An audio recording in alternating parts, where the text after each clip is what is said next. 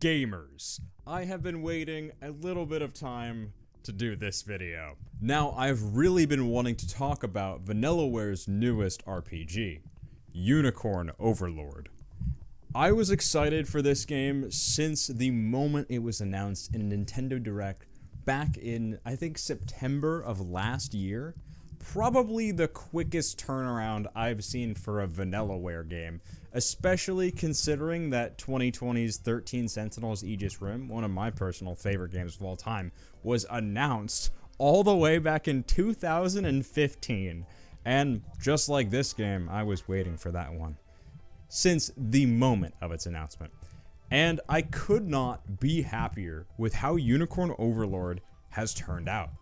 I have had so much fun with it, and it's definitely, I would say, one of my favorite games of the year, but that's pretty obvious given that I only play games that I know I'm gonna like, and I don't buy very many new games a year. So it is obvious, but it's one of the best games of the year. Where do I even start? Now, from the initial marketing campaign of this game, I knew I would love it, and it would have tons of hours of content to sink my teeth into, but I couldn't really tell what that content would necessarily entail.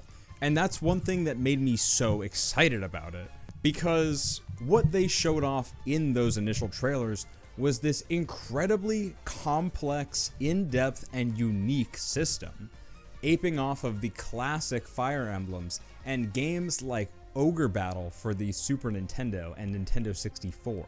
Not really anything like modern Fire Emblem or Tactics Ogre or Final Fantasy Tactics, games like that. But of course, it was peeking into that dark high fantasy aesthetic that these tactics games love to death. But of course, I had to temper my expectations a little bit. 13 Sentinels Aegis Rim is among some of the greatest masterpieces gaming has to offer, and has one of my favorite narratives I've ever played through, or read in that fact. And I recall someone at Vanillaware saying that 13 Sentinels was going to be their most ambitious game they would ever make, especially in terms of story, saying that we don't promise the same quality of narrative in our future titles. So I had to remember that in the back of my mind. Of course, I wanted another extremely in-depth narrative, but I just wasn't sure that that is what I was getting. So the demo dropped a few months before the game's release, so we all had ample time to try this game out. And the demo was luxurious. It gave you 8 hours of gameplay to play through basically the entire game. Anything you could get done in those 8 hours was completely open to you. So I think it's one of the best demos of all time, up there with like Dragon Quest XI, which, as we know, had 10 hours of gameplay. So immediately, we are introduced to the setup of the story. Our main kingdom, Cornea, is being completely taken over by the Emperor Zenoira. We open up with our main character Elaine as a little boy. As shit goes down, his mom dies, and the kingdom is completely overtaken by the Empire. And we start following his journey again when he basically comes of age and starts his campaign to liberate the 4 or 5 continents of the entire land. It's a pretty basic and classic setup, but the depth is in the details. Now, I have not finished this game yet, so I can't make sweeping, overarching statements about the experience as a whole, but what I can say without spoilers is that the overarching story starts out a little predictable, but then gets much more interesting as you continue. Now, what really interests me about the narrative is the way this game handles its side content. Now, before we get into a little bit of a breakdown, shakedown of the main combat, I want to talk about the overworld and how that relationship with the story integrates. So when you're in the overworld, you basically have free reign to explore all over the land, given the territories that you have already liberated. On your journey, you will find many items to help you rebuild towns, many other settlements that you can liberate, giving you more influence and power, and of course, new units. And each important unit is complete with their own story. Whether it's a main quest line or even a side quest, you can get very in-depth character stories while recruiting new units. And I absolutely love the presentation here. Of course, I'm a big Vanillaware fan, so their style has always been one of my favorites. And here, I think it has that same level of quality that 13 Sentinels did. The elevated lighting, the theatrical positioning, the insanely good voice acting. Now, you're gonna hear a lot of familiar voices in this, but they won't exactly sound like you're used to hearing them. Everyone is directed in such a specific way. Clearly, the people behind the English performance, the people behind the English dub, the ADR team, were really on their A game. Bryce Papenbrook shows up, and he almost doesn't sound like Bryce Papenbrook, but he's giving such a good performance with so much depth of character. They really have the depth in the details here. And I just love how the whole quest system works, because as you're traveling through the land, getting more territories, liberating all these people, gaining new units, you're constantly getting more and more stories with everyone. It's not just I see this unit, I recruit them, I get their story. It's not just that. It's much more open-ended. Many different characters that you've recruited will show up in pretty much any story. It feels like you're forming your own narrative because things will happen, characters will show up. Like, let's say you recruit a character somewhere, and then like 10 hours later, you do a different quest with a different character in a different part of the world, you get a different story, but that character you recruited all those hours ago will show up again and play a major role in your current quest. That all being said, the overall gameplay loop and character progression is extremely satisfying. Now, this game has entirely unique combat from any other strategy RPG I've ever played. Now, granted, I haven't played Ogre Battle on the Super Nintendo or Nintendo 64, which this game is heavily inspired by, so maybe I would think differently if I had played those games beforehand, but since I haven't, this is entirely new to me. Of course, there are many tropes and things that are similar to other strategy RPGs like Fire Emblem that I am quite familiar with, such as the rapport system and certain unit archetypes. But this game's combat is like nothing I've ever seen. Well, granted, it is a little bit similar to 13 Sentinels, given that you have a central capture the flag system, where you're defending your flag, you capture new flags as you progress, and, you know, if your enemy gets to your flag, you immediately fail the mission, which is, well, pretty much its only similarity with 13 Sentinels, but that's an initial thing that stuck out to me. Instead of all your units being individuals on the field, you group them together however you want. So you can have up to 6 characters in your unit, but each unit is gonna be like 3 characters at the start.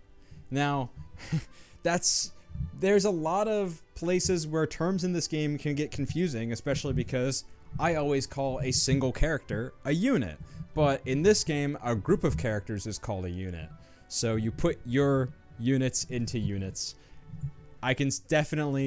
I'm probably gonna say some confusing things over the course of this video with all that going on. As you recruit new units and as you gain rapport and honors, you can unlock more slots for more characters to fit into more units, placing characters in the front or back row for elevated strategic expertise, and of course customizing them with their unique abilities and a condition system, which the only thing I could really compare it to is a game I've never even played.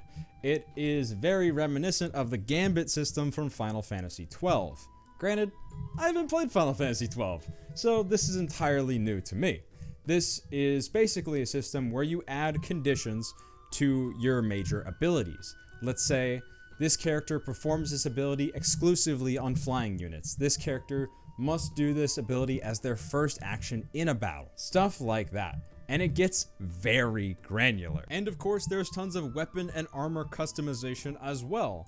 And these weapons and armor can even give you more abilities that you can add even more conditions to. This combined with just how many units you can command at one time, just how many characters can be within those units, and just how much variety and strategy there is for each individual character and combination of characters makes this one of the most complex RPGs I've ever played.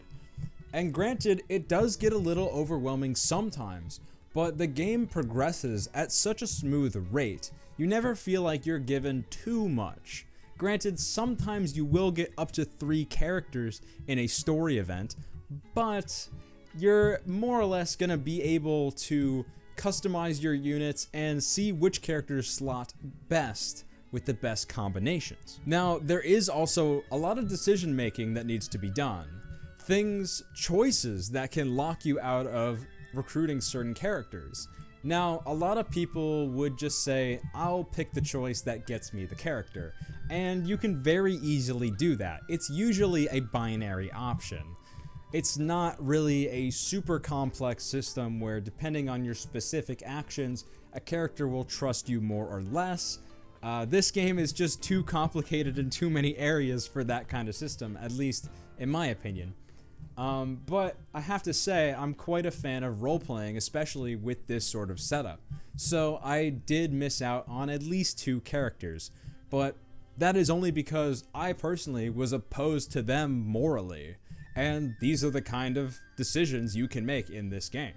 Granted, there are a lot of story units that you will get no matter what, but they will in no way carry you solely through the game. You're definitely going to be needing to recruit new characters constantly.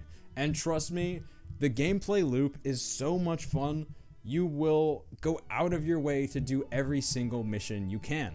I got this game on the Nintendo Switch, so I've had my fair share of nights staying up a little later than I should because I'm just doing one more map, recruiting one more character, and customizing just that one last thing before I go to bed.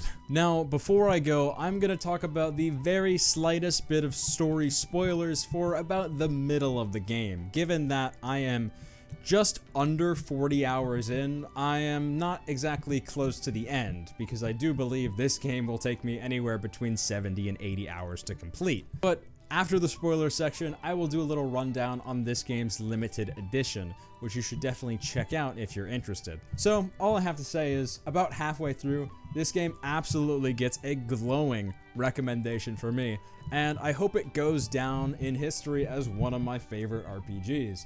I'm enjoying it so much right now, and I hope it only gets better as well as stands the test of time. But we'll have to see. Now, for a bit of story spoilers, please skip to this time code if you just want to see the rundown of the very intricate limited edition. Now, when you initially start up the story, you find a lot of units that have been corrupted by the influence of the main villain Zenoira, and at first, it seems like mind control. Kind of a basic story trope, like these characters are being mind controlled, and given that the main character Elaine has the Ring of the Unicorn, which has the ability to dispel said mind control, it's kind of a generic setup, and that kind of continues for a bit, and I'm like, okay, sure, like this is fine. I was expecting this game's story to not necessarily be as in-depth as 13 Sentinels, like I said before. But once you get, I don't know, 25, 30 hours in, you get some revelations that make things much more intriguing. You learn that Zenoira's influence actually isn't just simple mind control, it is a sort of resurrection. These characters are being possessed by the spirits of villains from the past. I think that's quite an interesting story dynamic.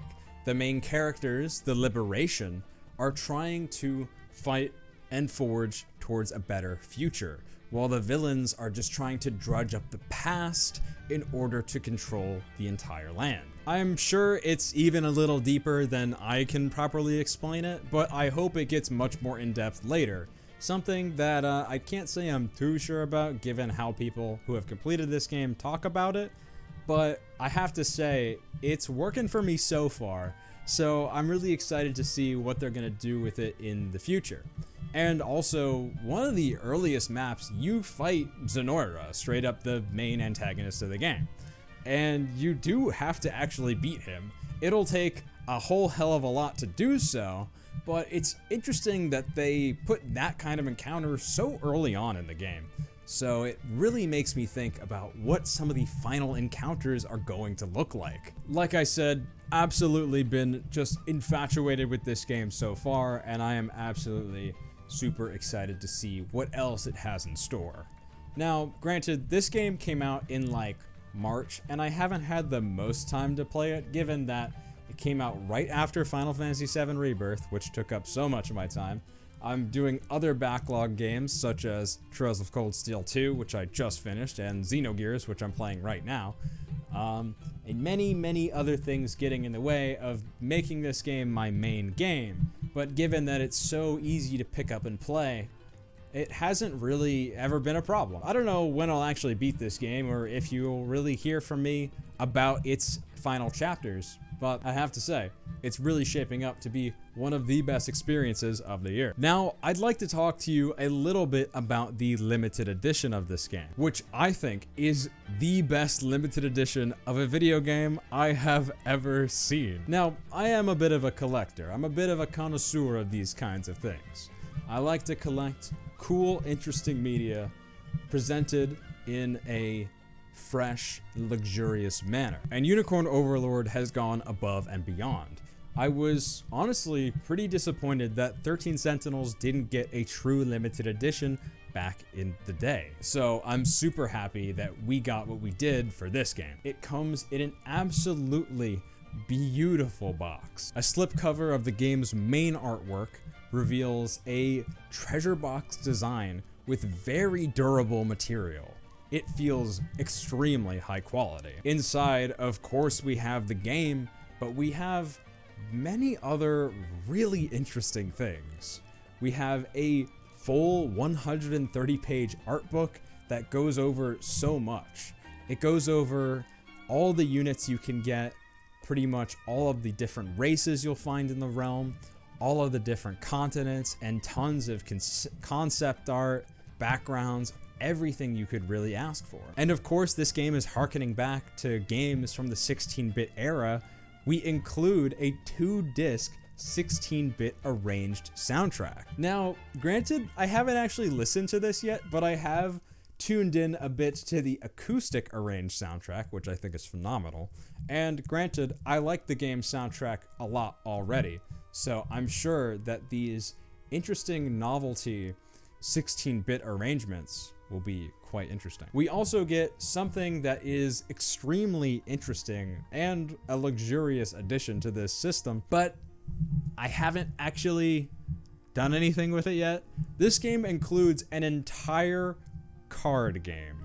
This limited edition of a strategy RPG video game includes an entire card game based on the mechanics of the game.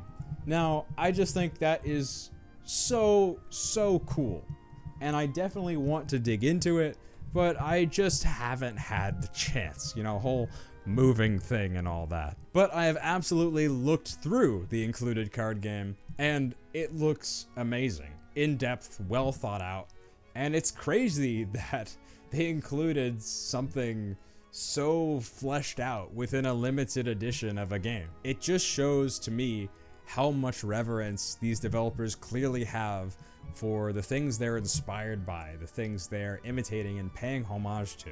And I think it's a completely worthwhile addition to my collection. I suppose that's about all I have for you today. I've been Brotagonist. Make sure to subscribe to this channel, give this video a like, share it around, all that stuff, and make absolutely sure to subscribe to the main channel, Brotagonist, which I will hopefully be uploading a new video sometime soon, maybe, hopefully.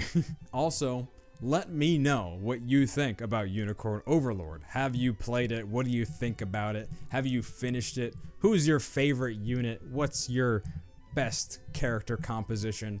Anything you could think of, put it down in the comments if you are so inclined.